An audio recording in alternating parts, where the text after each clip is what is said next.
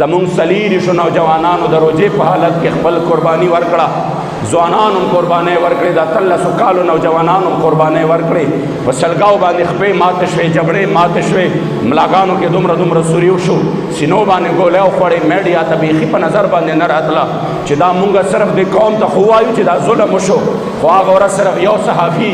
یو څو ټکه والې شوی دی، نو ټوله میډیا چې په هغې باندې صدا هغې باندې سراپا احتجاج وا چې صحافي والې شوی دی، نو زه هم د هغې مذمت کومه، ډېر غلط کار شوی دی، موږ د هغې حمایت نه کوو چې چا کړی دی چې هر څوک دی او په هره جامه کې دی، که ښکاره دی او که پټ دی او کوم دا کتا کتور دی او که کمزور دی، خو کار ډېر غلط دی، هر چاله په خپل آئیني حدودو کې کار کول پکار دي، خو زه دا وایم چې ته په یو صحافي باندې دنیا په مخه باندې رالې، نو ستا په وړاندې د لاهور د مسجد رحمت للعالمین کې هغه په وینو باندې لت پت شهدا پراته خو ستا د کیمرې سترګې هغې نه دي لیدلې،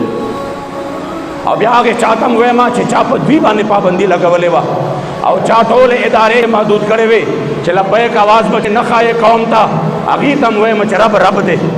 د هغې انتقام ډېر لوی دی، والله عزیز ذو انتقام،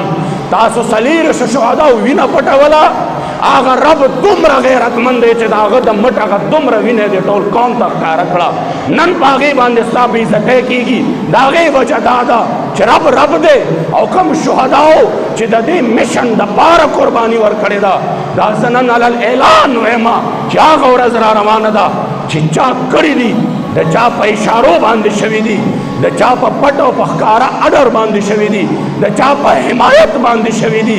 انشاءالله کل عدم با تر قیامته پورې په مخ د ځمکه باندې ځلیږي، د دې لاره نشي نیولی، دا هغه خلک دي چې دا مشن دی، دا جذبه ده، دا به مونږ تر لحده پورې وړو، دا به مونږ تر قبر پورې وړو، که دهشتګردي وي په یو ساه کې به کوو، که غداري وي د جون په هره ساه کې به کوو، موږ به یو تر قیامته انشاءالله ستا به نوم او نشان ختمېږي د دې ځای